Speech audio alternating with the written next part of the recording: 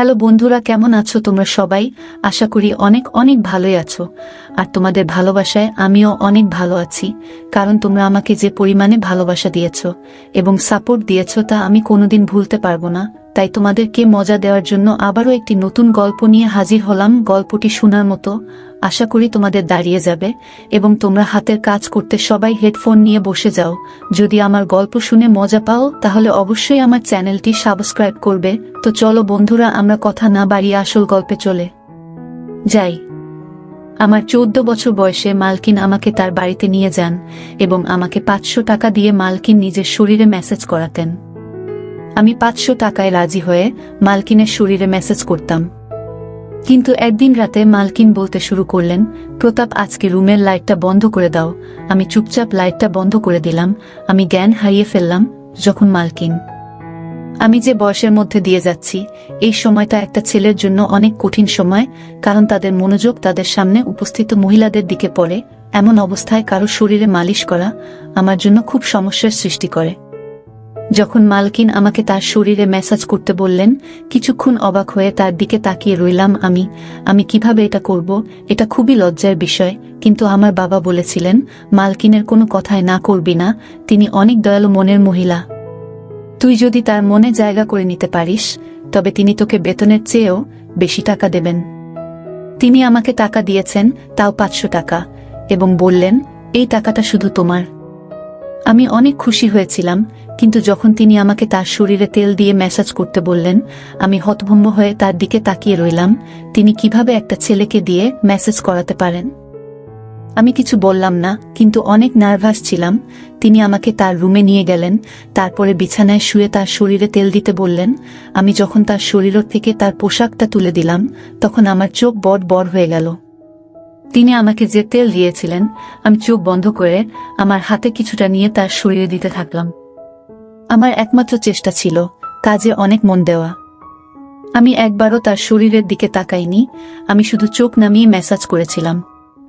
আমার মনে আছে যে আমি যখন এখানে কাজ শুরু করি, প্রথম দিকে কাজের সময় অনুসারে আমি যখন মালকিনের ঘরে প্রবেশ করলাম, তখন মালকিনকে কিছুটা অন্যরকম দেখাচ্ছিল। তার চেহারায় অদ্ভুত পরিবর্তন লক্ষ্য করলাম তিনি ঘামে ভিজে যাচ্ছিলেন। আমি জানি না তার কি হয়েছিল। আমাকে দেখা মাত্রই সে হঠাৎ সোজা হয়ে আমার দিক থেকে অন্যদিকে তাকাতে থাকল। আমি কিছুটা অবাক হয়ে মালকিনের দিকে তাকিয়েছিলাম। আমার মনে হলো মালকিনের শরীরটা ভালো নেই। আমি সবসময় নীরবে মালকিনের সেবা করতাম, কিন্তু আজ আমি কিছুটা বাধা নিয়ে মালকিনের দিকে তাকিয়ে তাকে জিজ্ঞেস করলাম, মালকিন, আপনি ঠিক আছেন তো? আপনাকে অন্যরকম দেখাচ্ছে মনে হয়। আমি আমার মালকিনকে মন থেকে সম্মান করতাম এবং আমি তার জন্য চিন্তিত থাকতাম, কারণ তিনি কেবল আমার মালকিনই ছিলেন না, আমার কাছে তিনি একজন অনেক ভালো অভিভাবক ছিলেন। তিনি ছোটবেলা থেকেই আমাকে সাহায্য করেছিলেন এবং তিনি আমার দুঃখী জীবনকে সুখী করে তুলতে অনেক সাহায্য করেছিলেন। আমি কষ্টে ছিলাম, কিন্তু তার দেওয়া টাকা আমার জীবন পরিবর্তন করে দেয়। আমার বাড়ির অবস্থা পরিবর্তন হয়ে যায়। আমার প্রশ্নে মালকিন নাতে মাথা নেড়ে আমাকে আশ্বস্ত করলেন যে তিনি একেবারে ঠিক আছেন, কিন্তু তার মুখে স্পষ্ট দেখা যাচ্ছিল যে তিনি কিছু লুকাচ্ছেন এবং তিনি অনেক টেনশনে আছেন। কয়েক মাস ধরে তার বাড়িতে কাজ করছি। আজকে প্রথমবার যখন তিনি আমাকে ম্যাসাজ করতে বললেন, আমি অনেক ভয় পেয়েছিলাম, কারণ সব বাড়িতে তিনি একাই থাকতেন, না স্বামী না কোনো সন্তান। এই কথাটা শুনে আমি প্রথমে চুপ হয়ে গেলাম, কিন্তু আমি মালিশ করলাম, সারাক্ষণ আমার হাত কাঁপছিল। আমি ভেবেছিলাম মালকিন একদিনের জন্য আমাকে দিয়ে এই কাজটা করাবেন, কিন্তু এখন তিনি আমাকে দিয়ে প্রতিদিন মেসেজ করানো শুরু করলেন। আমি মালকিনের কোনো কাজে এতটা খারাপ মনে করিনি, কারণ তিনি কোনো উদ্দেশ্য নিয়ে আমাকে দিয়ে কোনো কাজ করাতেন না। কিন্তু যখন আমি একা রুমের মধ্যে তাকে তেল ম্যাসাজ করতাম, তখন আমার অনেক খারাপ মনে হতো। একটা অদ্ভুত বিষয় হলো যে আমি মালকিনকে ম্যাসাজ করা শুরু করার পর থেকে মালকিন আমার দিকে অনেক ভালোবাসার চোখে তাকাতে থাকল। আগে তিনি আমাকে 500 টাকা দিতেন, কিন্তু এখন 1000 টাকা দিতেন। তার এই ভালোবাসায় আমি বিরক্ত হয়ে গেছিলাম। কিন্তু আজও প্রতিদিনের মতো আমি তেলের বোতল হাতে নিয়ে ম্যাসাজ করতে গেলাম। আমি 14 বছর বয়স থেকে মালকিনের শরীরে ম্যাসাজ করে আসছি। এই কাজটি আমাকে অনেক বিভ্রান্ত করত। আমার মালকিনের উপর রাগও হতো, কারণ তিনি আমাকে দিয়ে এসব কাজ করাতেন, কিন্তু আমি এসব করতে বাধ্য ছিলাম। কারণ আমার টাকা চাই এবং কাজের বিনিময়ে আমার মালকিন আমাকে প্রতিদিন 500 টাকা দিতেন, তাই আমি নির্বে মালকিনের জন্য এই কাজটি করতে থাকলাম। অনেক পরে আমি বুঝতে পেরেছিলাম যে মালিকিন কেন আমাকে দিয়ে এই কাজ করাতেন। আমি তেল নিয়ে আমার মালকিনের বিছানায় বসলাম। তারপরে হঠাৎ মালকিন আমাকে বলল, প্রতাপ, ঘরের আলো নিভিয়ে দাও। আমি অবাক হয়ে মালকিনের দিকে তাকালাম। আমার কেমন যেন মনে হচ্ছিল, কিন্তু মালকিনকে কিছুই বলতে পারলাম না। আমি ঘরের আলো নিভিয়ে দিলাম এবং অন্ধকারে মালকিনের বিছানার কাছে পৌঁছালাম। অন্ধকারে বুঝতে পারলাম মালকিন বিছানায় শুয়ে আছেন। আমি মালকিনের দিকে হাত বাড়ালে মালকিন আমাকে থামিয়ে দিয়ে আমার হাত ধরে তিনি আমাকে যা বললেন তাতে আমি জ্ঞান হারিয়ে ফেললাম। আমার মনটা কেমন করতে শুরু করলো। আমি আমার জায়গায় বসে রইলাম, আমার নড়াচড়া করা কঠিন হয়ে পড়ে। আমার মালকিনের কথা শুনে আমি অবাক হয়ে উঠেছিলাম। আমি বাঁকুড়ার একটি গ্রামে থাকতাম। আমার পরিবার অনেক গরিব। আমার বয়স যেহেতু 14 বছর, তাই আমার পক্ষে কাজ পাওয়া বা টাকা ইনকাম করা কঠিন ছিল। আমি বাধ্য হয়ে আমার বাবা মাকে কষ্ট করে সংসার চালাতে দেখেছি। তারা অনেক কষ্টে ছিল, কিন্তু আমি তাদের কোনো সাহায্য করতে পারিনি। আমি অনেক আবেগী ছিলাম, কিন্তু কোনোভাবে টাকা ইনকাম করে তাদের সাহায্য করতে পারিনি, যাতে তাদের একটি ভালো জীবন দিতে পারি। লেখাপড়া করা আমার স্বপ্ন ছিল, কিন্তু আমি জানতাম যে আমাদের কাছে লেখাপড়া করার টাকা নেই। আমাদের বাড়িতে খাওয়া দাওয়া করাই অনেক কঠিন ছিল, তবে আমি জানতাম যে আমি যদি আমার শখ প্রকাশ করি তবে আমার মা বাবা এত কষ্টের মধ্যেও নিশ্চয়ই আমাকে পড়াতেন। কিন্তু আমি এতটা স্বার্থপর ছিলাম না, তাই নিজের শখগুলোকে নিজের মধ্যে দমিয়ে রেখেছিলাম এবং এই জিনিসটি আমাকে আরো অসহায় করত। সেই দিনগুলিতেই মালকিন আমার জীবনে এসেছিলেন। মালকিন একজন বয়স্ক মহিলা এবং একা থাকতেন। তার স্বামী তাকে ছেড়ে দিয়েছিলেন এবং তার কোনো সন্তান ছিল না। তবে তার অনেক টাকা ছিল, তার অনেক জমিজমাও আমাদের গ্রামে ছিল। মালকিনের নিজের জমিতে কিছু গুরুত্বপূর্ণ কাজ ছিল, তাই আমাদের গ্রামে আসার পর তিনি আমাকে দেখে আমার দিকে তাকিয়ে জানতে চাইলেন আমি কেন স্কুলে যাই না এবং কেন আমি পড়াশোনা করি না। আমি দুঃখের সাথে তাকে আমাদের অবস্থার কথা বললাম এবং বললাম যে আমি আমার পরিস্থিতির কারণে পড়াশোনা করতে পারিনি। পড়াশোনা করলে আমাদের ঘরে খাওয়া দাওয়া বন্ধ হয়ে যাবে। আমার কথা শুনে মালিকিন চিন্তায় পড়ে গেলেন। এরপর তিনি আমাদের বাড়িতে এসে আমার বাবা মায়ের সাথে কথা বললেন এবং বললেন যে বাড়ির ছোটখাটো কাজের জন্য তার আমার বয়সী একটি ছেলে দরকার। আমার বাবা মা তখনও চিন্তায় ছিলেন যে কিভাবে তারা তাদের ছোট ছেলেকে এত কম বয়সে কাজে দিবেন এবং সম্ভবত তারা ভাবছিলেন যে আমি হয়তো তাদের ভুল বুঝব, কিন্তু আমি এগিয়ে গিয়ে তার কাজ করতে রাজি হলাম। আমার কথা শুনে মালিকিন অনেক খুশি হয়েছিলেন। তখন আমি কিছুই জানতাম না। আমি শুধু ভেবেছিলাম মালিকিন তার ইচ্ছানুযায়ী ছোটখাটো কাজ করাবেন আর আমি সব কাজ করতেই রাজি ছিলাম। আমি অনেক খুশি মনে রাজি হলে আমার বাবা মাও চুপ হয়ে গেলেন। মালকিন আমার বাবা মায়ের হাতে বেশ কিছু টাকা দিয়েছিলেন এবং তাদের কথা দিয়েছিলেন যে তিনি প্রতি মাসে টাকা পাঠাবেন, যাতে আমাদের বাড়ির কষ্ট দূর হয়। মনে মনে আমি অনেক খুশি ছিলাম। আমার স্বপ্ন সত্যি হতে চলেছে, কারণ আমি সবসময় আমার বাবা মায়ের অবস্থা পরিবর্তন করতে চেয়েছিলাম।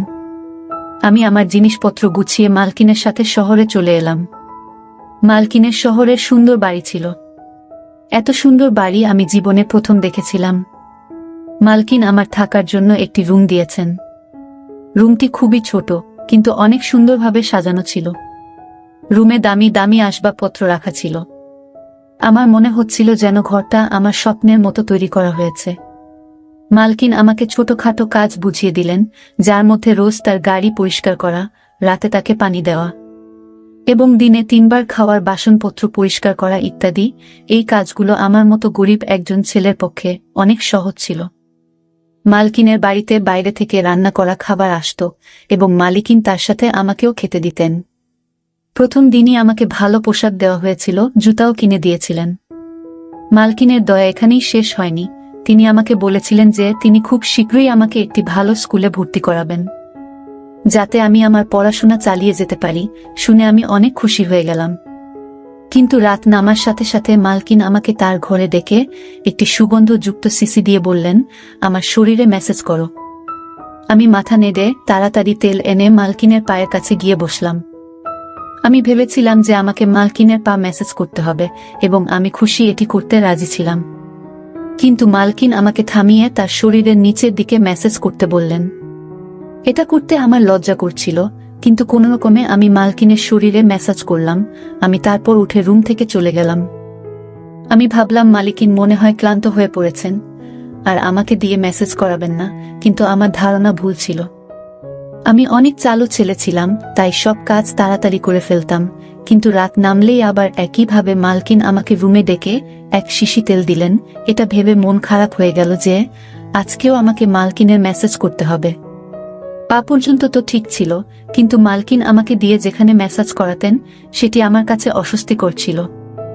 আজও আমি কোনোরকমে মালকিনের মেসেজ করে তার দিকে তাকালাম। তিনি শান্তিতে ঘুমাচ্ছিলেন। আমি বুঝতে পারছিলাম না মালকিন এতে কি সুখ পান। মালকিনের কাজকর্ম আমাকে অবাক করছিল। 3 দিন পরেই মালকিন আমাকে একটি ভালো স্কুলে ভর্তি করিয়েছিলেন। আমি আমার মালকিনের জন্য পাগল ছিলাম, কিন্তু আমার মালকিনের মেসেজ করতে ভালো হতো না।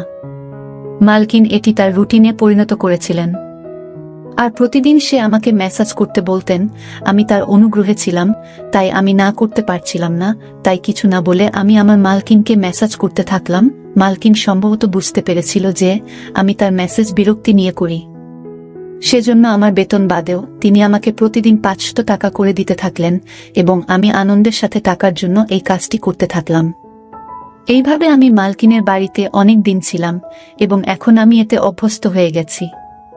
মালকিনের একটি ভালো অভ্যাস ছিল যে মাস শেষ হলেই তিনি আমাকে না বলেই আমার বাড়িতে টাকা পাঠিয়ে দিতেন, যা আমার বাবা মায়ের জীবনকে সহজ করে দিয়েছিল। আমিও অনেক কষ্ট করে পড়াশোনা করছিলাম যে সারা জীবন যাতে আমাকে মালকিনের মতো মহিলাদের বাড়িতে থেকে তাদের ইচ্ছা পূরণ করতে না হয়। একদিন আমি প্রতিদিনের মতো মালকিনের মেসেজ করতে তার রুমে গেলে মালকিন আমার দিকে একভাবে তাকাতে থাকলেন। তাকে মেসেজ করার সময় আমার মুখে সবসময় একটা সমস্যার ভাব থাকত এবং আমি এভাবেই তার মেসেজ করতাম এবং মালকিনও এটা অনুভব করতেন। তাই মালকিন আমার দিকে মনোযোগ দিয়ে তাকিয়ে তারপরে বললেন যে আমি জানি আমার এই কাজটা করতে তোমার খারাপ মনে হয়, কিন্তু আমি অসহায়, তাই তোমার খারাপ মনে হওয়া সত্ত্বেও তোমাকে দিয়ে এই কাজটা করিয়ে নিই। মালকিনের মুখে হাসি ভাব ফুটে উঠল। আমি কিছু বুঝতে না পেরে মালকিনের দিকে তাকাতে থাকলাম।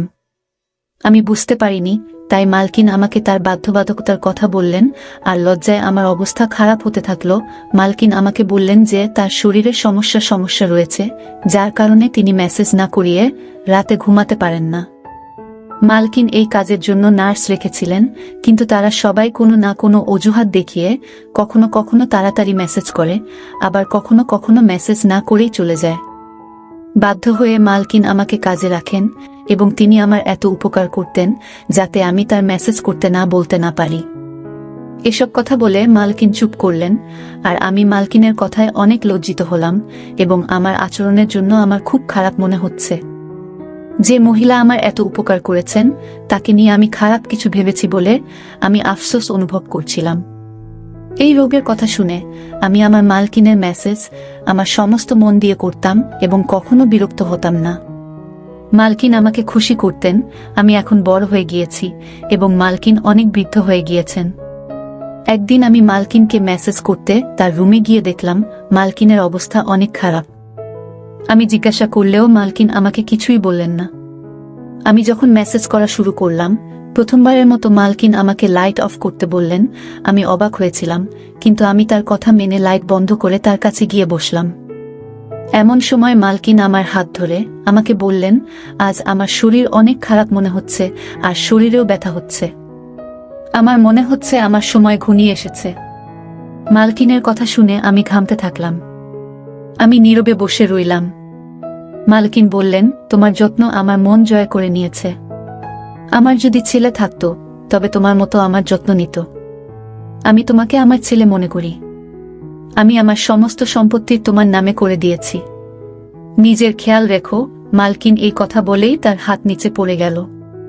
আমি তাড়াতাড়ি উঠে লাইট অন করে মালিককে দেখে দ্রুত ডাক্তারকে ডাকলাম। মালকিন একেবারে স্থির।